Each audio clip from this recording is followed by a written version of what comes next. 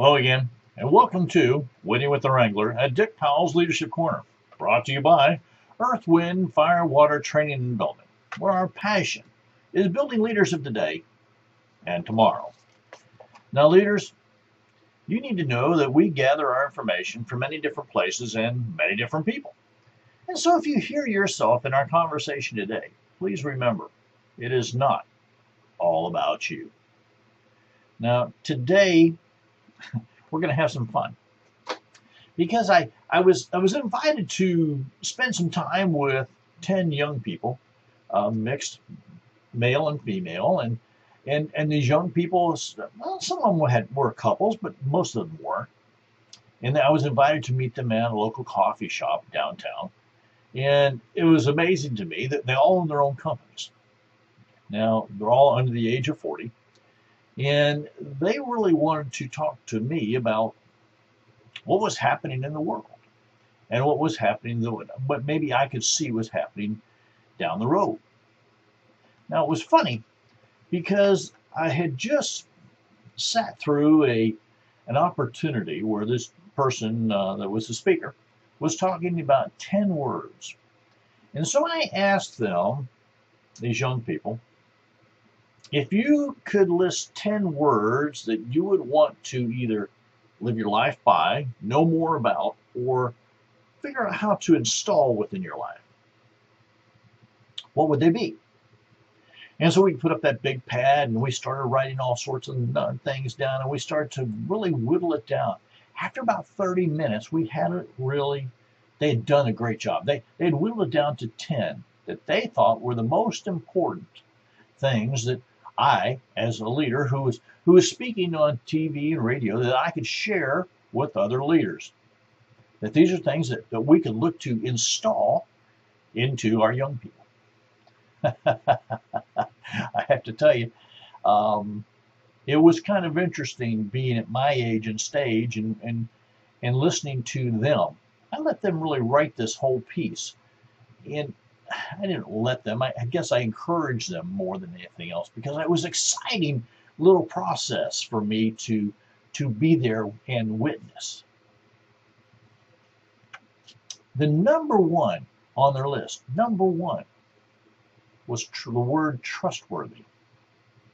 Now, to be trustworthy, you have to be able to build a trust. In other words, people have to have built trust in you over time.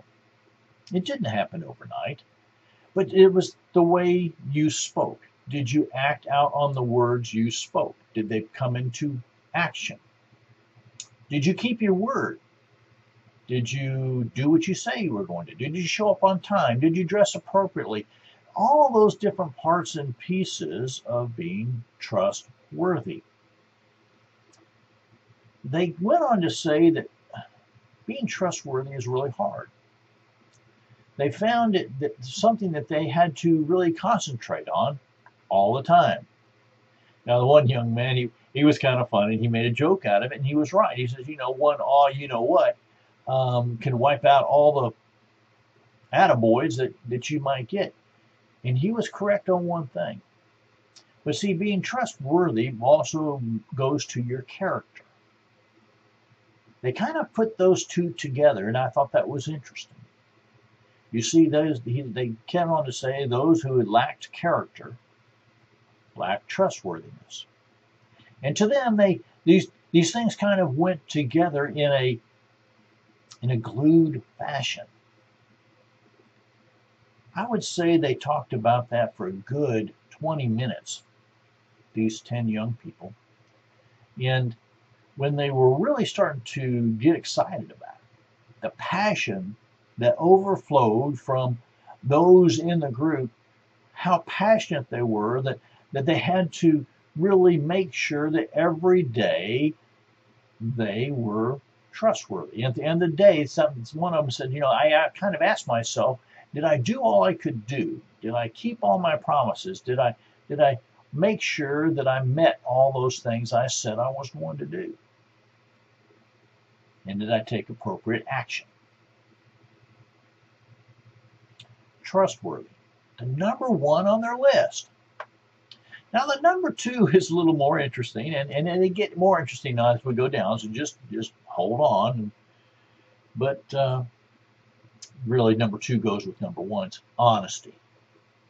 Being honest. They said sometimes it was hard to be honest. In today's world, with political correctness and using the right word and making sure that we never upset or have cause someone pain, it is hard sometimes to be honest. In order to be honest, they said, with other people, you have to have built a relationship, a way that you two understood each other so that you could be honest. Now, they said there was a difference between brutally honest and honest. They said you didn't have to be nasty.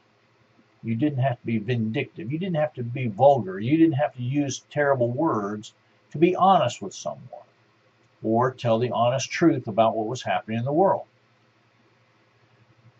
It was funny how they brought up the word of vulgarity and how they felt that, there was a study that said people who spoke vulgar were more intelligent. And boy, did they disagree with that.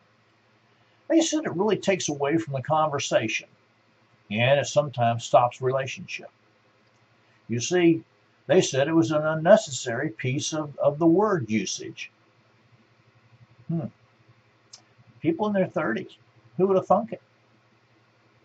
Number 2, honest. Number 3, persistent. Persistent. I thought this was interesting. They all told stories, each and every one of them, how they had started out on one project and it didn't quite go well, but they continued on and refined that project or changed it or, went and did something different, but they kept on. They never gave up on the initial piece. One young lady told me how that she had always wanted to learn how to do this one thing, and that was learn how to ice skate. And of course, living here in Florida, there's really not a whole lot of call for ice skating. But she sought out, we have a couple of skating rinks. We even have a hockey team here in the area for some reason that I don't understand. But she had finally found out. But she said that when her first try, she fell and broke her arm. And so she didn't go back for a long time. But she thought about it and she went back and she kept going back. And she said now she can skate, well, like she said, pretty good. She'll never be a figure skater, she said, but she really enjoyed it. Persistent. You see, it was funny how they brought that up, that they were saying that the other people, there were more people around them who just gave up. Now, there was a really intelligent man that said most successful people are the ones who get right to the end and want to give up, but don't. They push through and all of a sudden that success happens. But what I'm trying to say to you is, once you know what your vision, your future picture is, you know what your mission is, your purpose in life, then you can work on the strategy. And that strategy is going to ebb and flow and change, and especially with ages and stages, but the vision probably is not going to, and your mission won't. It's being persistent in the day-to-day things. Sometimes it's only doing one little thing towards that end goal or that end opportunity that you do during the day. But that one little thing done many days in a row will take you to that place you want to be. Persistent, they said, was one of the biggest qualities that we could share and they could share with those around them. Trustworthy, honesty, persistence. Number 4, loyalty. They felt loyalty was something that has been misunderstood and, well, not given. Many of them had stories about how their parents had given loyalty to a company or corporation for 25 or 30 years, only to be let go and sent down the road. Some had told stories about loyalty of a significant other or something else that was happening in life where it wasn't returned in the same manner. And one said that they were quite frustrated that no matter how loyal that he was to the situation, he very seldom found people who were loyal in return. You see, this has become a situation. They said this is a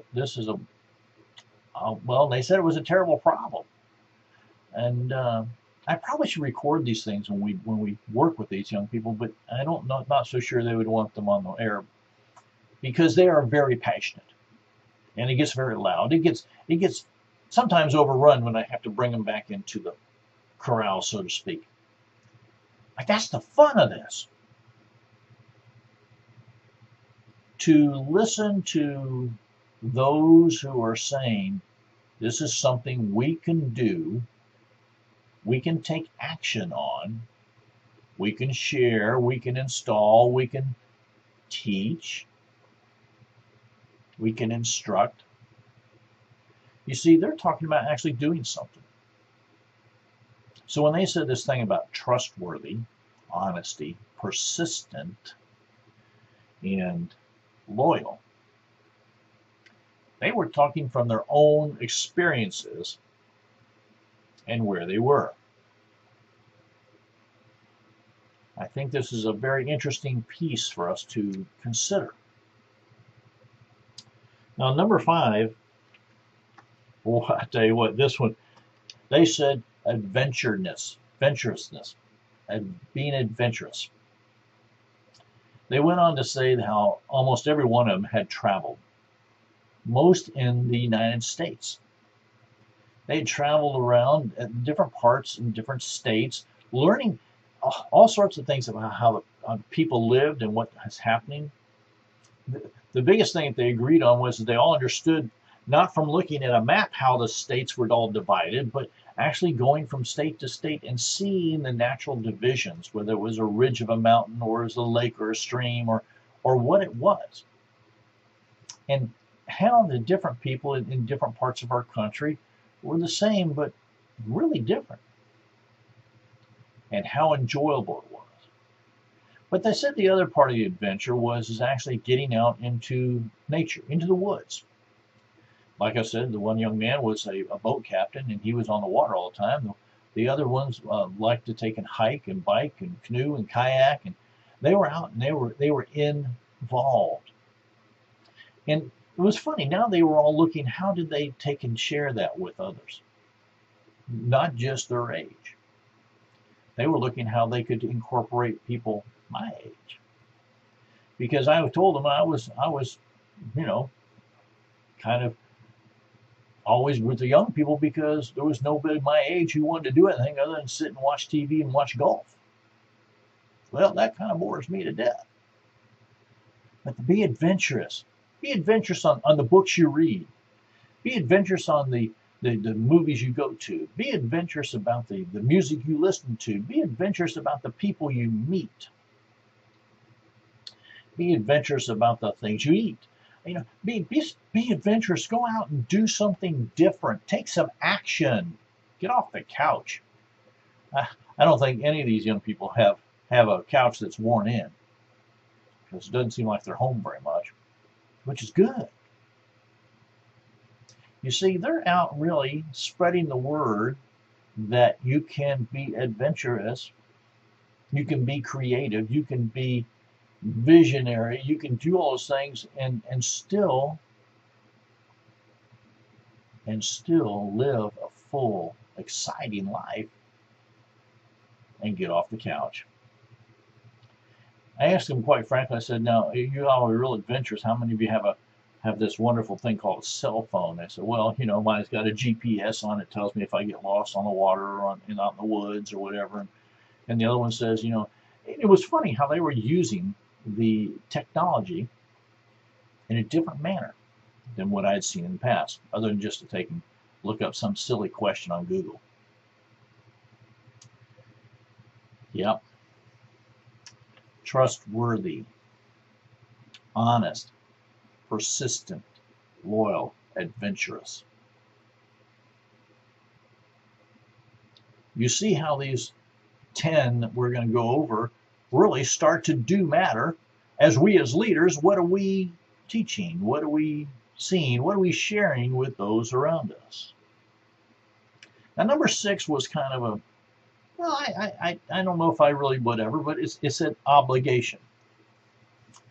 They said they were obligated to share their knowledge, their experiences, their lives with others. They were obligated to do the right thing because it was the right thing to do. They were obligated to work in their community, around their town, to make it a better place. They were obligated to one another, to support one another in times of need and in times of learning. The word obligation, the one said, seemed to be a real negative word until he started to understand what it means to be obligated to others.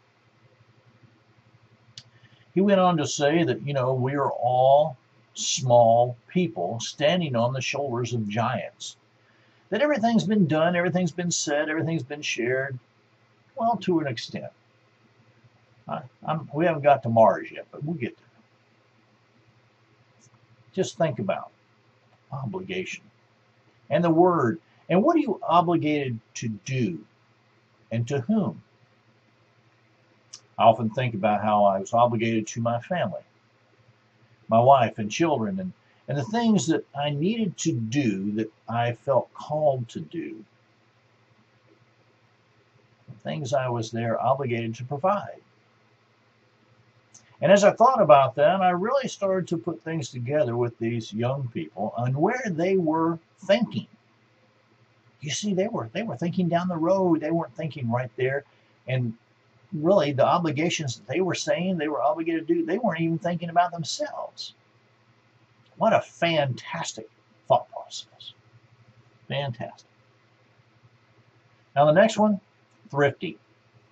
They said if we could just instruct and teach people how to handle money, that people would have more of it. That the minimum wage thing wouldn't even be a discussion.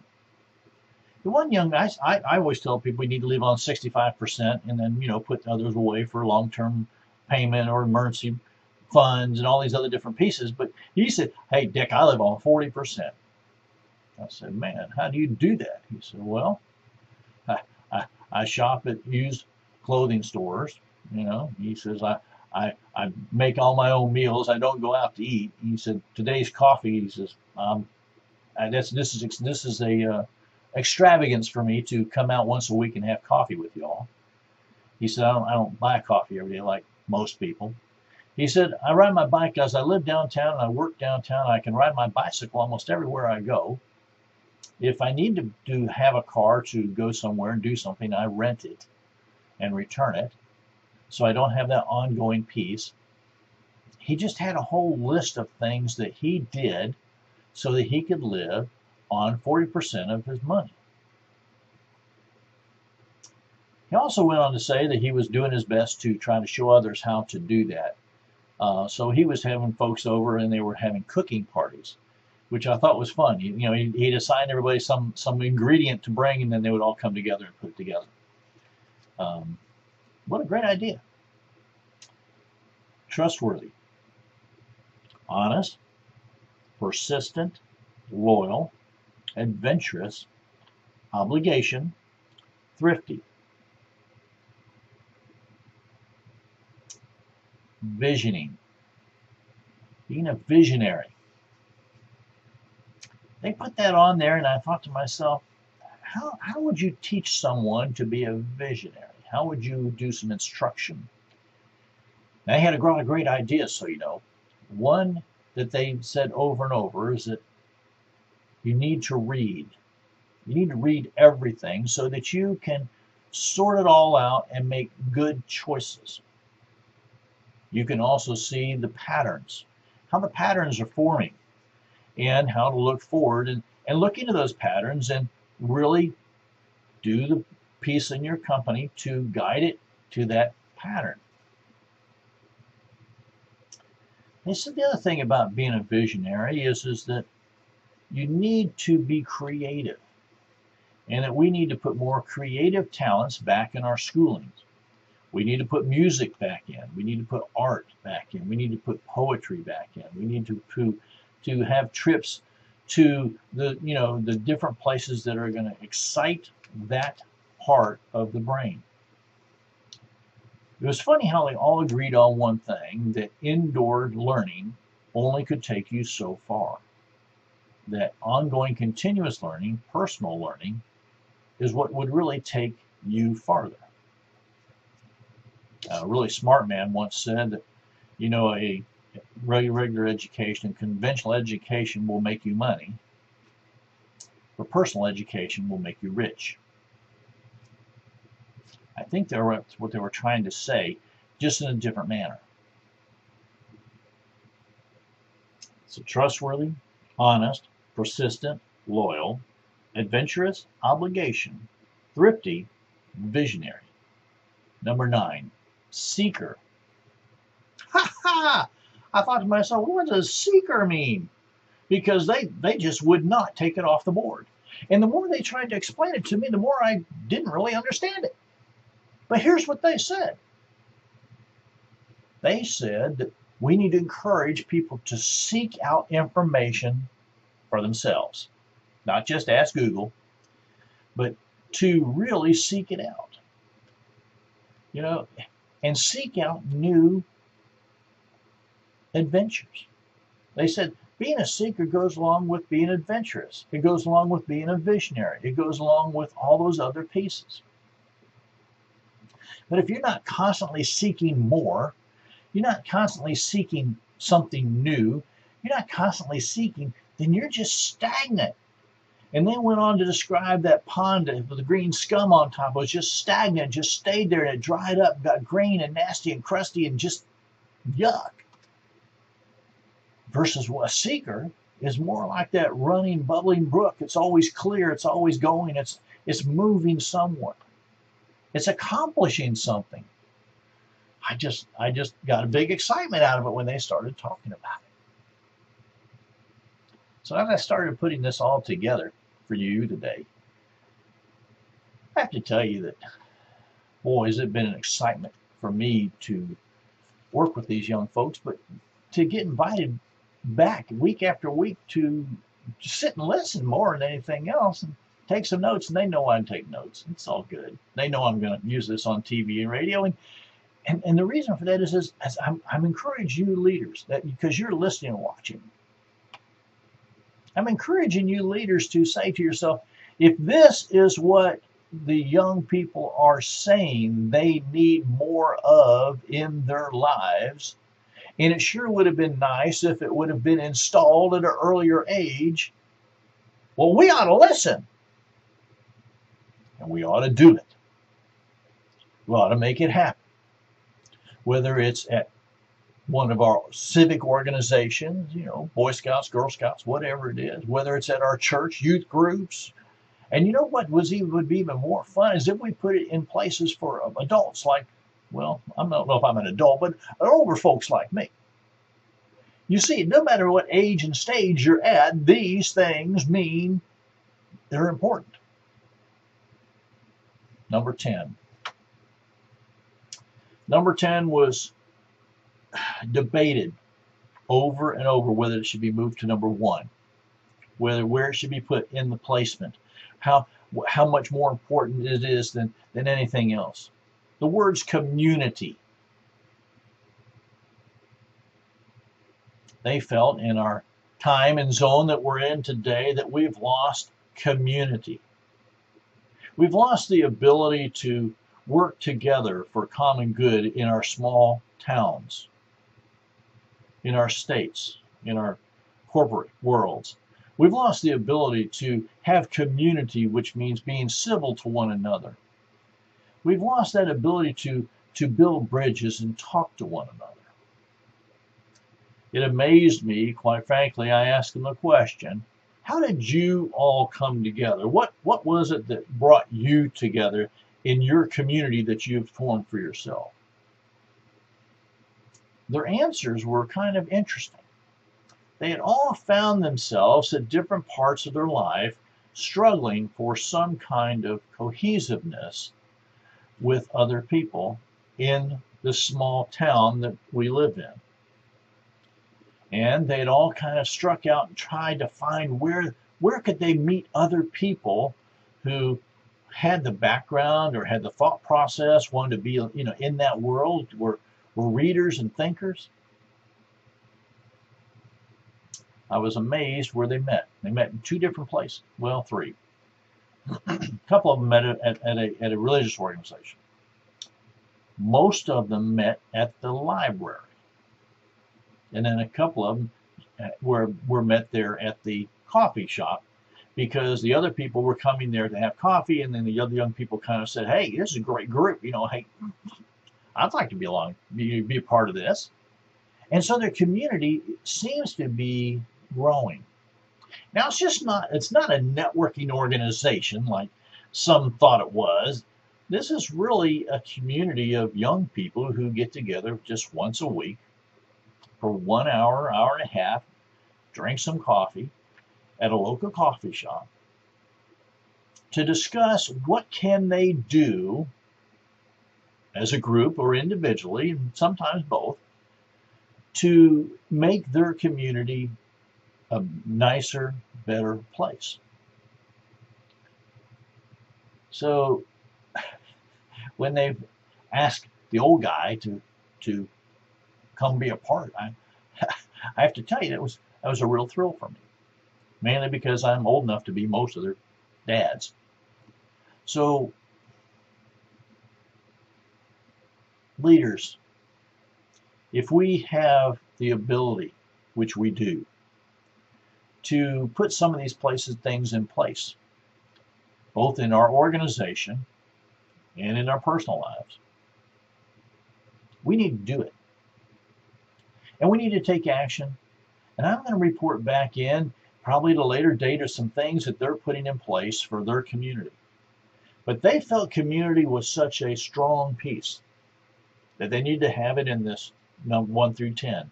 And like I said, it was a good 5 to 10 minutes of discussion on whether it was going to be number one. Was that going to be the number one thing that they were going to put at the top of their list to install, to instruct, to share, to teach, to go out and do, take action on? Community. I hope as we went through these that you kind of got a charge. You kind of said, wow, we really can do something with these 10 words. And these 10 words are what really can make or break not only the community, but ourselves, our companies. Trustworthiness. Trustworthy. Honesty. Honest. Persistence. Persistent. Loyalty. Loyal. Adventurous. Adventure. Obligation. Thrifty. Seeker.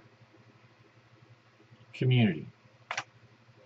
I hope you learned something today, and I've had a great time putting it on for you. So, on behalf of myself, Dick Powell, and the whole Leadership Corner team, I want to say thank you for being a part of today's program. Our hope and desire is that you have gained a nugget of wisdom that will help you become a better leader. Now, if you have any questions or comments on today's program, please don't hesitate. Just give us a phone call, 727-422-1833. 727-422-1833. Send me an email, dick@ewfw.org. dick@ewfw.org. Go to our website, spend some time, look around. There's a button there. You can send me a message. Go to www.ewfw.org. And when your organization is ready to have me come and put on a leadership opportunity for you and your organization, your group, no matter how small or big, Give me a call, get us an email, and get on our list really quick because we book up very quickly during the year. Now, until next time, this is DW the Wrangler saying, ride hard, ride fast.